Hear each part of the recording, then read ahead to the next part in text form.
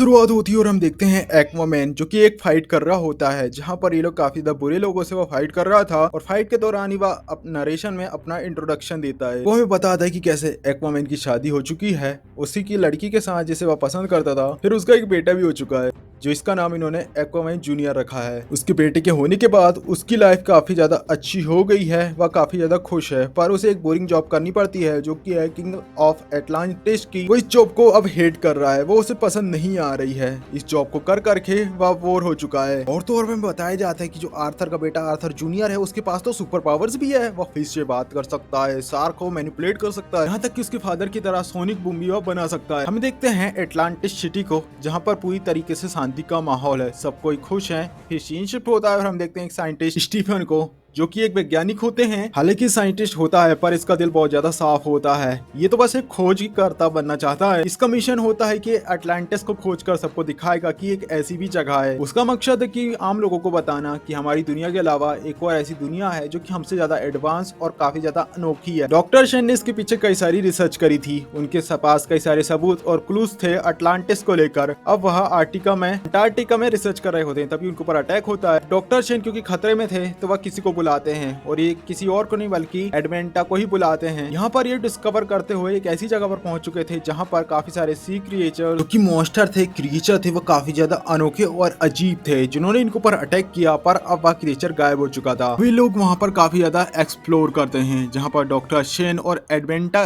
Black Manta जिससे कि एक टूटा हुआ ट्राइडन मिलता है। ब्लैक मेंटा उस ट्राइडन के टुकड़ों को उठाता है और जैसे ही वो उन्हें जोड़ता है कि तभी अचानक से उस ट्राइडन ने उसके दिमाग पर कंट्रोल करना शुरू कर दिया था। अब वह उसे कई सारे विजन्स दिखाता है जिसमें हम देखते हैं एक खतरनाक डरावने से मॉन्स्टर को। ब्लैक मेंटा अब उस ट्राइडेंट को जैसे जोड़ता है उसे एक सपना दिखाई देता है जहां पर वो मॉन्स्टर उससे कह रहा था कि तुम मुझे आजाद कराओ और अगर तुमने मुझे आजाद करा दिया तो तुम वो सब हासिल कर लोगे जो तुम्हें कभी भी नहीं मिला। जो तुम चाहोगे वह तुम हासिल करोगे। मैं तुम्हारी ताकत बढ़ा दूंगा और तुम्हारा जो मिशन है एक्वामैन और उसके परिवार को खत्म करने का तुम वह इजीली कर पाओगे। और तो और मैं तुम्हें एक ऐसी चीज दूंगा जिसका नाम ऑरिकैल्कम है जो कि तुम्हें बहुत ज्यादा पावरफुल बना देगी। पता चलता है कि जो ऑरिकैल्कम है एक ऐसा पदार्थ है जिसके अंदर काफी ज्यादा एनर्जी है, ठीक वाइब्रेनियम की तरह। ये फ्यूल की तरह अपनी टेक्नोलॉजी में यूज कर सकता है। फिर हमें 5 महीने के बाद का सीन दिखाया जाता है कि कैसे अब इंसानों के प्रदूषण के कारण अब ग्लोबल वार्मिंग बढ़ चुकी थी, सुनामियां बढ़ चुकी थी, तूफान आना भी अब बढ़ चुका था और पूरी की पूरी दुनिया में अब खतरा बढ़ चुका था।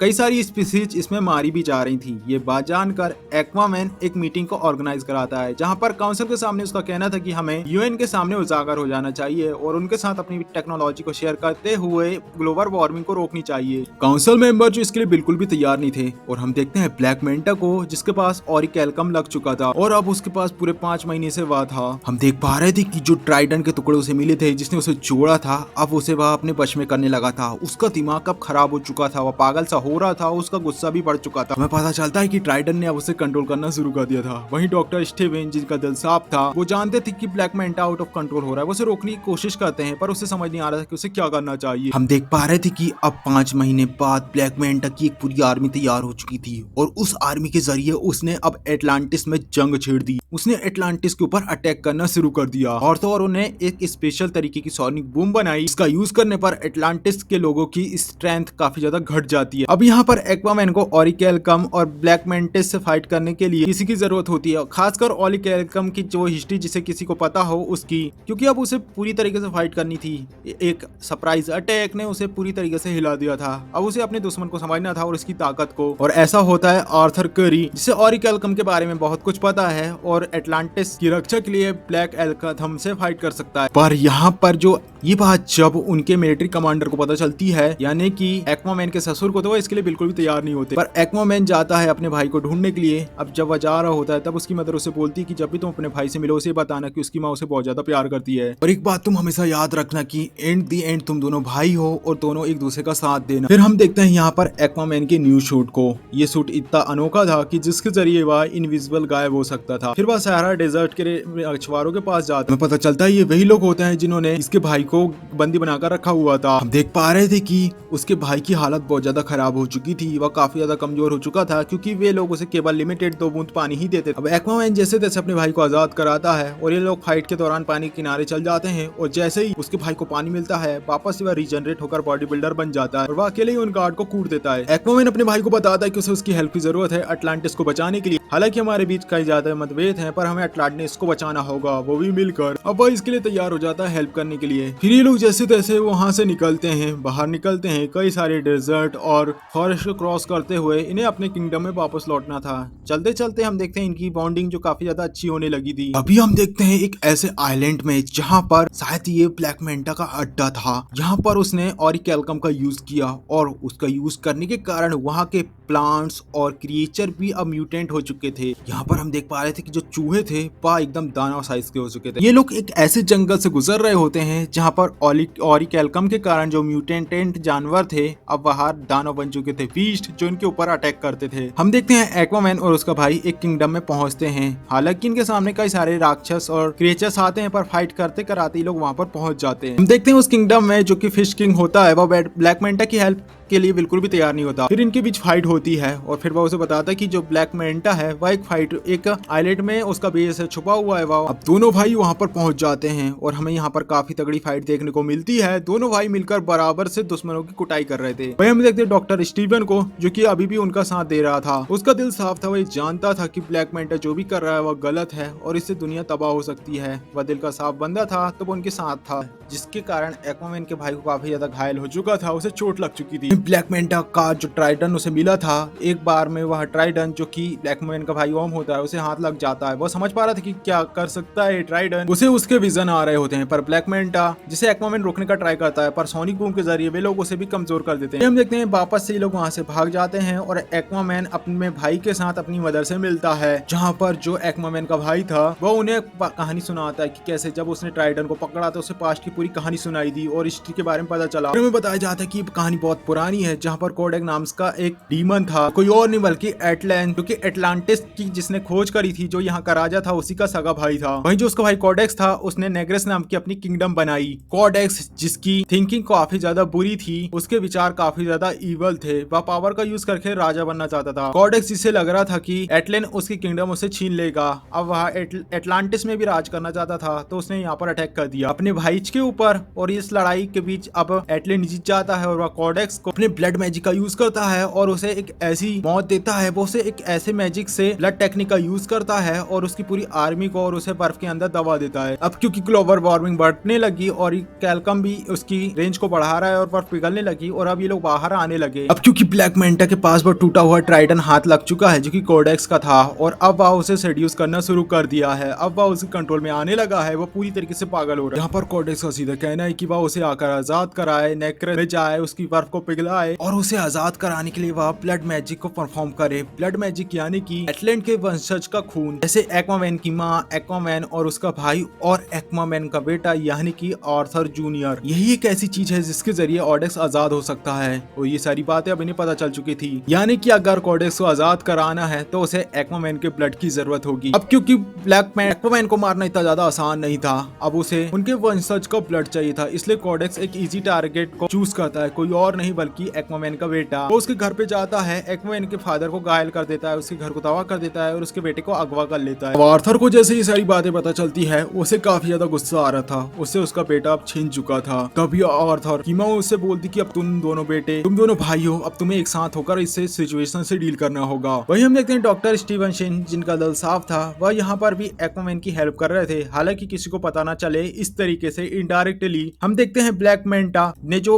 एक्वामैन का बेटा यानी आर्थर जूनियर को किडनैप किया था, उसने उसे डॉक्टर शिन को दे दिया था। अब वह जरूरत पड़ने पर उससे उस बच्चे को वापस मांगता है जो कि उन्होंने एक बैग में रखा था। वो उस बच्चे को वापस मांगता है, लेकिन डॉक्टर शिन ने उसमें बच्चा नहीं बल्कि एक बॉम्ब रखकर उसे बैग दे दिया था। बॉम्ब फट जाता है। वहीं ब्लैक मेंटा को पता चल चुका था कि डॉक्टर स्टीवन ने उसे धोखा दिया, जो उसके साथ में था, पर वह अब उसके साथ नहीं है। अब अचानक से डॉक्टर स्टीवन के ऐसे रुख को देखकर उनके ऊपर अटैक होना शुरू कर दिया जाता है और तभी हम देखते हैं कि एक्वामैन और एटलांटिस की पूरी आर्मी, उसकी माँ, उसका भाई और एक्वामैन की वाइफ सबके सब आकर यहाँ पर अटैक कर देते हैं। इन्होंने इस जगह पर अटैक कर दिया। ये लोग नेक्रेस में पहुंच चुके थे ताकि कोडेक्स को मारकर वे लोग कोडेक्स को जागने से रोकें और ब्लैक मैंटा को मार दें। ये लोग उन्हें समझ नहीं आ रहा था कि ये लोग जो जूनियर ऑथर को कैसे ढूंढें। फिर हमें दिखाया जाता है ब्लैक मैंटा जिसके पास वही बच्चा था और अब वह उसकी बलि चढ़ाने वाला था कोडेक्स को आजाद कराने के लिए। पर जैसे कि हमने देखा था कि उसके अंदर भी सुपर पावर है, उसके मुंह से सोनिक वेव्स निकलती है। एक्वामैन जान चुका था उसका बेटा कहाँ पर है। अब एक्वामैन वहां पर तुरंत ही पहुंच जाता है और वह ब्लैक मैंटा से काफी तगड़ी फाइट करता है। वह उसे कुत्तों की तरह पीटना शुरू कर देता है। पर ब्लैक मैंटा की आर्मी जिसके पास वही सोनिक वेपन थी, इसका अटैक उन्होंने एटलांटिस में किया था, उस चीज का तोड़ अब एक्वामैन ने यहाँ पर निकाल लिया था। इसके लिए ये लोग अब यहाँ पर वेल्स का यूज करते हैं जो कि naturally sonic boom sonic waves को समन